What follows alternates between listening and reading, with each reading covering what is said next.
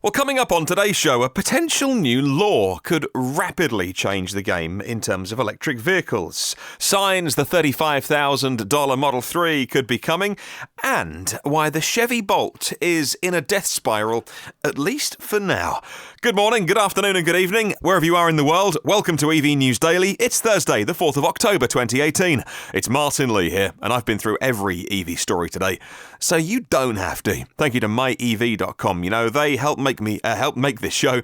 They've built the first marketplace specifically for EVs. If you are in North America and you want to buy or sell or learn about electric cars, that would be the very first place you should go to, myev.com. Okay, today we got some sexy car stuff to talk about. We got Model 3s, cheap $35,000 Model 3s coming up, why the Chevy Bolt isn't selling, and lots more as well. However, can I start with something that, if you're into electric cars, if you, like me, want to take the fight with electric cars to a dirty diesel, then this is a really important story, but it involves politicians. My favourite people. So, if you don't want to know about all the politics and stuff like that, I think this is enormously important. Feel free to stop today's and come back tomorrow. Honestly, it's just a lot of talk about things like commissions and parliaments. But let me explain to you quickly why I think this is a huge deal. I've told you before on the podcast, there are two things which fundamentally will mean we all drive electric cars in the next 5 years or the next 25 years. And those two things are economics, when it's cheaper to buy and run an electric car than a fossil. People will just do it because we are all selfish, inherently selfish when it comes to money, and we want more money in our pocket at the end of the month. The other thing apart from economics, I always say, is regulation. And more than anything else, more than the cars being available from a variety of manufacturers, there are 3 places in the world which have driven and which will drive electric cars forwards.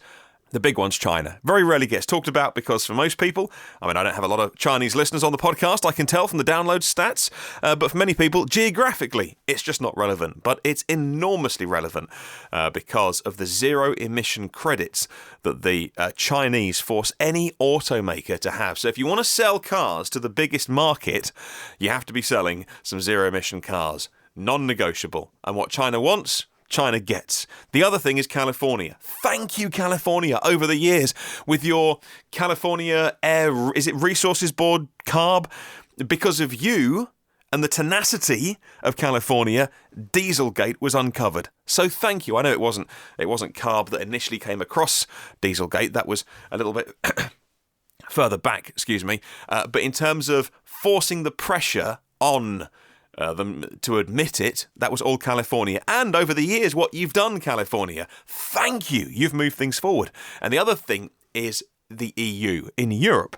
And a really big piece of activity happened today that I want to walk you through because this potentially has such an enormous impact. You and I both want to see everyone driving electric cars. This could be one of the things that we look back on in years to come as a massive day. And I don't think it'll be reported on very widely because it's not very sexy. It's not talking about Model 3s doing 0 to 60 in 3.5 seconds. Let me try and explain. We're going to kick off with some definitions. Come with me on this journey, and it's the only time that we'll do politics on this show. But come with me, and let's see if I can explain this in terms that people all around the world understand.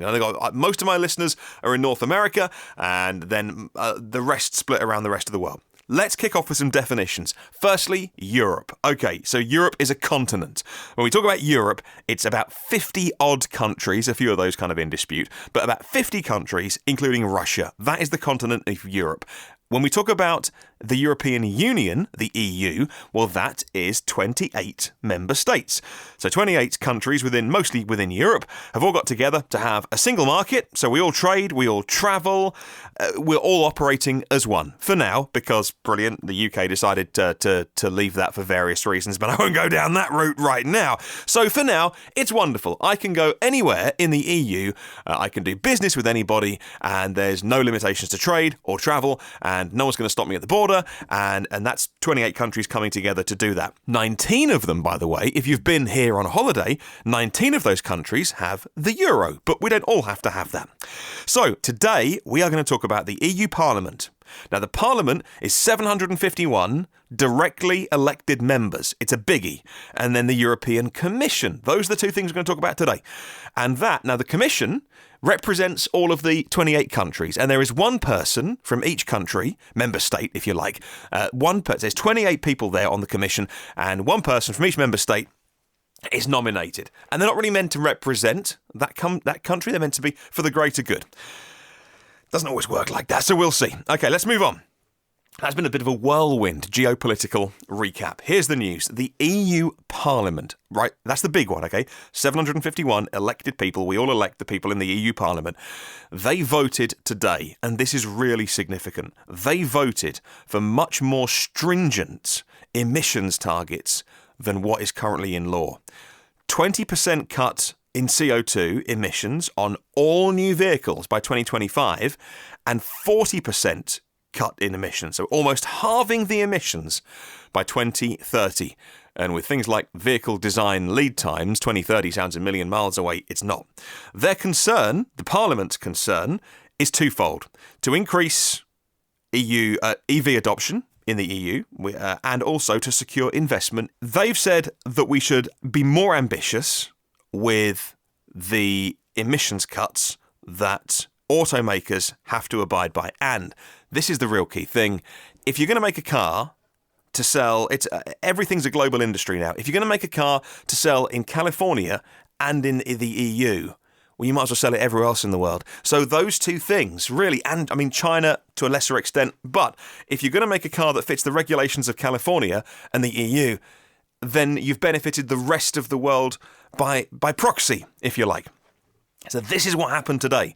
The EU Parliament flat out rejected the current proposal of the European Commission. So remember, the Commission is 28 people one from each country, much smaller.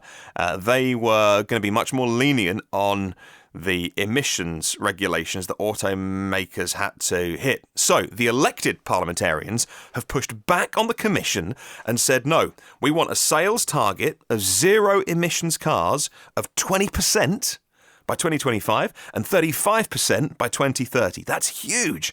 It's an incentive. It's a massive incentive for selling pure electric cars, and there will be a penalty for those that don't hit those sales targets. It's something that the Commission has been backtracking on lately. And why have they been doing that? Pressure from the oil industry and German car makers. Let's get a couple of quotes on this to help put it into context. Julia Poliscanova from Transport and Environment, she's the Clean Vehicles Manager there. She said this today, and I quote, "Despite an unprecedented lobby effort by the oil and car industries, the European Parliament has voted decisively to require car makers to make their cars cleaner and sell more EVs. This vote is good news for the climate, to secure jobs in Europe, and for the millions of Europeans who will enjoy cleaner air in their cities. The clear majority of EU governments support the Parliament's decision to accelerate the transition to clean mobility. Only Germany, right, here we go, Germany, Hungary, Romania and Bulgaria opposed it. We shouldn't allow Germany to hold an entire continent to ransom over a failed diesel strategy. Ministers should approve Parliament's decision next Tuesday." So what happens next? Well, Transport and Environment say that the EU member states are expected to finalise their position on the law, and the Environmental Council next week, 9th of October, are going to vote on it. 19 European countries will be supporting this much more ambitious reduction target of emissions of at least 40% by 2030. Interinstitutional negotiations are going to follow then to sort out the final deal, and by early 2019, it will become law. That is why it is Mahusive news. Thank you for bearing with me, because anything that California does, anything that EU does, and China affects everybody in the world. The vote, by the way, in case you're interested, the vote was 389 to 239, 41 abstentions. And one of the big key quotes I pulled out today, Colin McCarricker pointed this out on Twitter. The threshold for the low and zero emissions vehicles has been set at 50 grams per CO2, and you can't get there with hybrids. You can't get there with a Prius, which sits around 70. You can't get there if you're Toyota and you have drawn a line in the sand and gone, we're not going to build cars with plugs. We believe in self-charging hybrids and all that kind of stuff. This is terrible news. Even some of the short-range plug-in hybrids, no good. You have to build full electric cars. This is huge news. It's going to be digested over the next couple of days, but I bet you won't see it anywhere else apart from maybe hearing it on this podcast, because it's kind of geeky, politicsy stuff, but it's enormous news. It's great news. Thank you for bearing with me. Hello to the two people who are still left on today's podcast. The rest are going to come back tomorrow, aren't they? They're like, I'm going to come back the next day when he's talking about, Rimacs and Model 3s and really fast electric sports cars. I don't want the politics. So there you go. That's my take on it. That's what happened today. It is enormous news. Should we talk about cars again? Woo! We got there. Right, one of the most incredible stats of the Model 3 is not the sheer amount that they're making and selling. It's the revenue they're generating. Now, a while back, I saw a Twitter post showing Model 3 as number one. And I was thinking, well, that can't be true. Model 3 isn't the number one car in the USA. They made a mistake, but they hadn't. What they were doing is they were graphing it by revenue, not sales. And actually, when you look at the Model 3, it sells from $50,000 to $80,000 a piece. Average selling price, they say is around 60, but I've never heard an exact number from Tesla themselves. It's making a lot of money. Those incredible monthly numbers are done even before the affordable 35k short range available, and I'll get into those specifics in a moment. Inside EVs and Teslarati's been looking at the case for the $35,000 model being on the horizon, if not this year, very soon, early next year. Actually, as soon as they hit profitability, I imagine. On the checklist, 3 new lines being added to the Gigafactory 1 in Nevada. More machines arriving from Tesla Grohmann Automation. Now, Tesla Grohmann Automation is a company mainly in Germany, formerly known as Grohmann Engineering. Tesla bought that in January 2017. Then they renamed it a couple of months later to Tesla Grohmann Automation. The makers of the machines that make the machine. They do incredible robots and automation and things. That's why Tesla acquired them. Not on the quiet. It was public news, but again, at the time, people didn't appreciate on a 3 to 5 year plan what Tesla were doing there. They were buying the company that all the other companies like BMW and Mercedes would go to get their robots. Tesla bought them and cancelled those contracts. Anyway, that's a whole other podcast. The Model 3 drive units are above 10,000 a week. Timelines are not slipping. If you go online and look at when the timelines are still 3 to 6 months, and they're building at least one more tent at Fremont. By the time the European deliveries begin, certainly by the time they build right-hand drive for the UK and Australia, those short-range cars are going to be flying off the production lines. And once the Model 3 hits the UK in right-hand drive model, I know there's loads of people here who will snap up as many as Tesla can make. A cheaper car, $35,000 or £30,000 for, I know it's the shorter range battery, but for a Model 3, yes, please. Well, the Model 3 is no longer to be compared to other electric cars. For a while there, we were asking every quarter, how did the Model 3 do against the Leaf? How did it do against the Chevy Bolt? Now, those cars are nowhere. The question is, how did it do against all cars in the USA? And who would have thought that the beast that is the Toyota Corolla, untouchable, the Toyota Corolla for many years for Tesla, it's affordable, dependable car, and they can't stop selling it. It's just a great car. It's now beaten by these newfangled electric Model 3s, these what's-it things that run on batteries, bigger than the Toyota Corolla. Sales for that down to 20,000 and a bit. Model 3 estimates just over 22,000 in North America, September 2018, the month of September. So which cars are on the hit list to be next? Surely the ones that naysayers said would never be dethroned by Tesla. Honda Accord, the Civic, the Toyota Camry, all staples of the monthly sales leaderboard, and now soon to be overtaken by the Tesla Model 3. Who'd have thunked it, eh? Can you imagine what will happen when the short range, the $35,000 one, is finally on sale? It's just going to be off the charts. Or even when the crossover Model Y is launched, because that SUV style, the crossover style, is so popular with the mums doing the school run at the moment. Sedans not in favour, and yet Model 3 is beating everybody.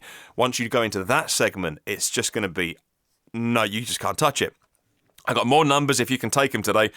The Model 3, remember I said 22,250 in September. The BMW 3 and 4 Series, just under 7,000. The Mercedes C-Class, just under 5,000. The Audi A4, just under 4,000. Lexus IS, just under 2,000.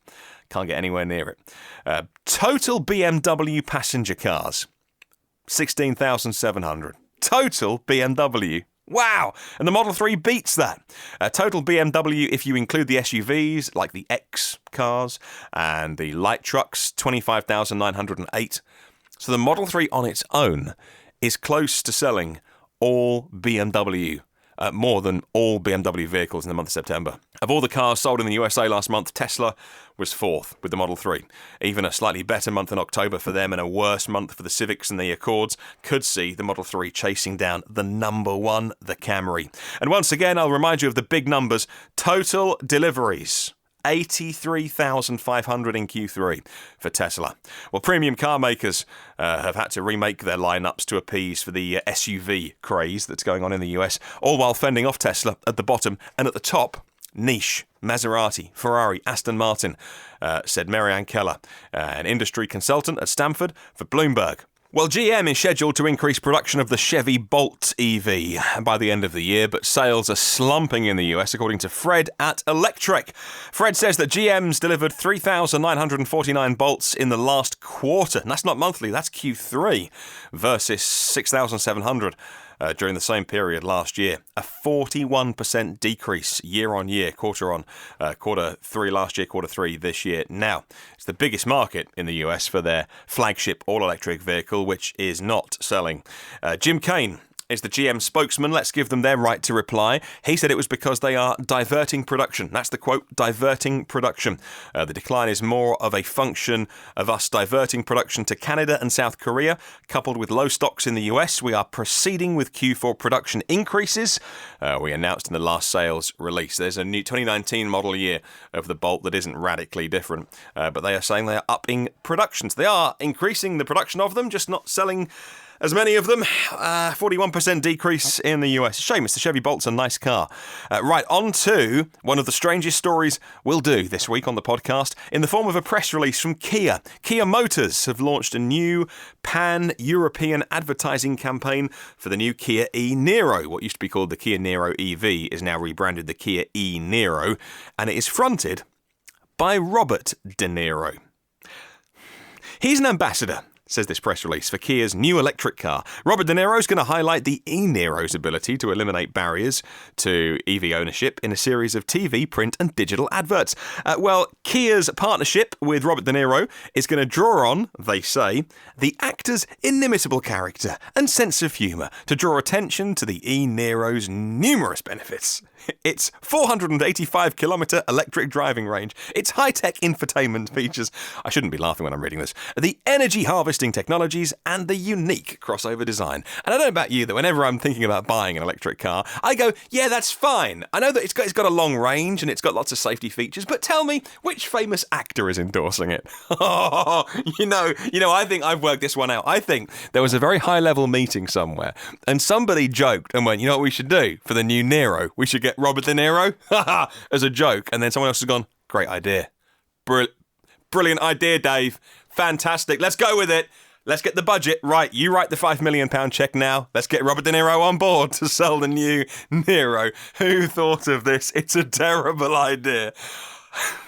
Anyway, it's an amazing car. I'd love it, by the way. Goes on sale end of this year, early next year in Europe. And it's a fabulous car. Just the weirdest thing. Shall we hear some Robert De Niro right now? One of the finest actors of a generation, taking the paycheck to sell cars. Ta-da! Soon you'll be seeing a lot more of this Niro and that Niro. Stay tuned. Moving on. Well, Tesla is hurting BMW. Tesla is hurting them real bad. That was the essence of a tweet I sent yesterday, which seemed to get its unfair share of retweets, by the way. One of the most popular things I've posted in a while, and it wasn't even my words. Tesla has more than its share of headaches these days, but nevertheless, it's putting the pressure on other companies in the US, say Bloomberg. Here is the quote that I tweeted yesterday, and it is this, and I quote, Tesla is now ramping up their volumes, and it's putting pressure on the market segment. Which is a wonderful way to say, we're screwed. That was the chief exec, the CEO of BMW North America. And he was saying that Tesla is now ramping up their volumes. It's putting pressure on the market segment. That is corporate speak, right? Putting pressure on the market segment. That means we're not selling as many, but they're selling a lot. This is a chap called Bernhard. I will spell his surname. It is Kuhnt. Now, I list this show as clean without profanity on iTunes, so I'm not going to say it out loud. Bernhard, Kuhnt. The other thing I put out yesterday, which also seems to have captured the attention, is a story about Denmark. Denmark announced yesterday, on Wednesday, it's going to ban the sale of new cars with fossil engines by 2030 and hopes to have 1 million EVs and hybrid cars on the roads by 2030, according to Sam Morgan for Euractiv.com. In a speech to Parliament in Denmark, the Prime Minister Lars Rasmussen said that, and I quote, "Diesel and petrol cars in Denmark must be the past. The future is green." End quote. Adding that all sales of the new fossil fuel-powered cars is going to cease in 2030. Rasmussen's energy minister is Lars Lilholt, and he announced the ban during the government's climate council last week, but did not mention a time frame in any detail. All they said was in 12 years' time, they're going to prohibit the sale of pure fossils, so they've got to have some sort of hybridization by 2030, and in 17 years from now, every new car sold in Denmark will be zero emissions of some form. They didn't specify the technology. Could be electric, could be hydrogen, could be a technology not yet invented, but must be zero emissions in 17 years' time. I mean, Denmark, not the biggest car market in the world, but fantastic that another country has said that they do not want fossils on sale in a time in the future. Thank you for bearing with me on this one today. It's been an enormously important podcast episode that we'll look back on for years to come. It's not an enormously sexy one today. Thank you very much to My EV for sending us our question of the week. Have you answered this week's question yet? And if not, come on, get involved. This is the question: plug-in hybrid or pure EV? That's a simple question this week. Get it answered, please. Let me know your thoughts. Plug-in hybrid or pure EV? And tell me why. And actually, maybe the news today is going to skew your answer. There are 88 patrons of this podcast whose generosity means I get to take the fight to the fossils. And you can join up anytime and help me out. Patreon.com/EVNewsDaily if you would like to add a little bit to the pot.